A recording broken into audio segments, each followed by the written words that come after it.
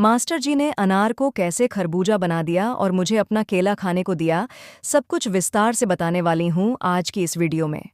मेरा नाम आरती है और मैं कानपुर की रहने वाली हूँ। मैं सिर्फ 19 साल की एक स्कूल जाने वाली छात्रा थी, जिसके सपने आसमान से ऊपर थे।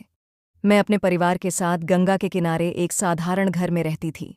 मैं एक खूबसूरत, मनछली लड़की और एक होनहार छात्रा भी थी। मैं अपनी बुद्धि और दयालुता के लिए जानी जाती थी।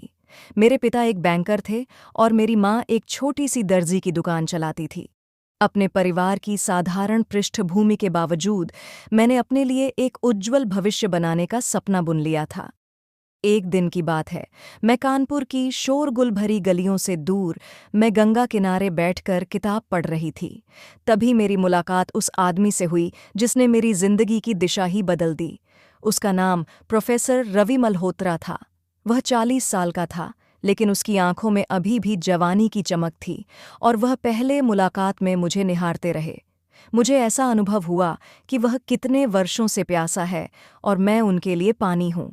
रवि बहुत साल से पास के एक कॉलेज में इतिहास के प्रोफेसर थे, जो न केवल अपने विशाल ज्ञान के लिए बल्कि मानवीय भावनाओं की गहरी समझ के लिए भी जाने जाते थे। उस दिन उन्होंने पहली बार मुझे देखा। मैं एक पेड़ के नीचे अकेले बैठी थी और मेरे हाथ में एक किताब थी। मेरे हाथ में किताब देखकर वो प्रोफेसर मेरे पास आए। वो मेरे पास बैठे। उन्होंने मुझसे कहा, तुम्हें ये किताब पढ़ते देख मुझे अच्छा लगा, क्योंकि आज कल के समय में ऐसे युवा कम ही मिलते हैं, क्योंकि अब सबके हाथों में मोबाइल होता है। इसी तरह हमने बातें शुरू की और मैं भी उनसे बातें करने लगी। बातों ही बातों में कब दोपहर से रात होने को आ गई पता ही नहीं चला, लेकिन हमारे बीच की बातें अभी खत्म नहीं हुई थीं।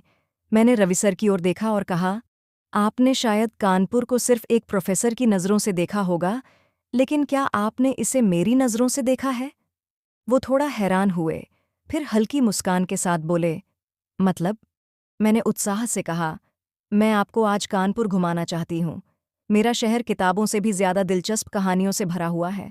रवि सर ने कुछ देर सोचा, फिर सिर हिलाते हुए कहा, ठीक है, लेकिन सिर्फ एक शर्त पर। तुम मुझे बताओगी कि यह जगह तुम्हारे लिए क्या मायने रखती हैं।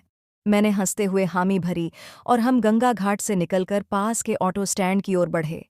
मैंने एक ऑटो रोका और जैसे ही हम बैठे, शहर की रोशनी हमारी आंखों में चमकने लगी। सबसे पहले मैं उन्हें बड़ा चौराहा ले गई। रात में भी यहाँ उतनी ही चहल पहल थी जितनी दिन में होती है।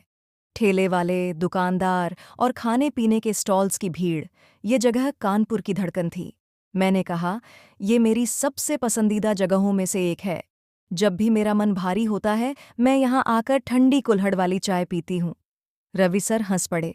इतिहास की छात्रा और कुल्हड़ वाली चाय दिलचस्प संगम है। हमने वहीं रुककर चाय पी। वो चाय की चुस्कियों के बीच कहने लगे, तुम्हारे इस शहर की हर गली में कहानियां हैं आरती, तुम चाहो तो इन्हें लिख सकती हो। उनकी ये बात मुझे भीतर तक छू गई। इसके बाद मैं उन्हें फूल बाग ले गई। यह जगह मुझे हमेशा सुकून देती थी। बड़ी बड़ी मूर्तियां, शांत माहौल और पेड़ों की ठंडी छांव, ये सब मेरे लिए किसी किताब की तरह था, जिसमें हर बार आने पर कुछ नया मिलता था। हम एक बेंच पर बैठे और मैंने कहा, जब भी मुझे कोई जवाब नहीं मिलता, मैं यहाँ आती हूँ और खुद से बातें करती हूँ। रवि सर ने हल्की मुस्कान के साथ कहा, तुम्हारी बातें तुम्हारी उम्र से कहीं बड़ी लगती हैं आरती, शायद इसलिए मुझे तुमसे बात करना अच्छा लगता है। उनकी यह बात सुनकर मैं थोड़ी शर्मा गई। रात और गहरी हो चुकी थी, लेकिन हमारा सफ़र अभी खत्म नहीं हुआ था।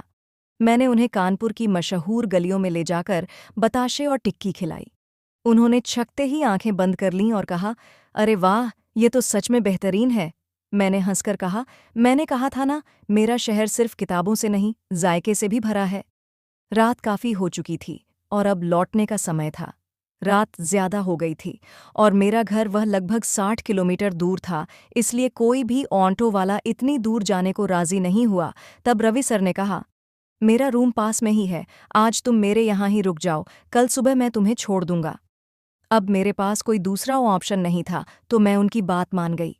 जब हम दोनों उनके रूम पर गए तो मैंने देखा उनका रूम बेहद साफ सुथरा था। वो उस रूम में अकेले ही रहते थे। उन्होंने दरवाज़ा अच्छे से बंद कर लिया, फिर मुझे बैठकर पानी पीने को दिया और इसके बाद दोस्तों, उन्होंने जो जो किया आप उस पर यकीन नहीं करोगे। मुझे लग रहा था प्रोफेसर बहुत सीधे साधे इंसान हैं, इसलिए मैं उनके रूम पर रुकने को राजी हो गई थी, लेकिन मेरा ये फैसला सही नहीं था। दोस्तों, इसके बाद जो हुआ वो अगर आप जानना चाहते हैं तो कमेंट में पार्ट 2 लिख दीजिए, जिसके बाद आगे की कहानी मैं अगले वीडियो में पूरे विस्तार से बताऊंगी। तो आने वाली वीडियो देखने के लिए इस वीडियो को लाइक करके इस टाइटेनियम स्टोरीज चैनल को सब्सक्राइब कर लीजिए ताकि आप अगली वीडियो मिस न करें। मैं फिर मिलती हूँ नेक्स्ट वीडियो में।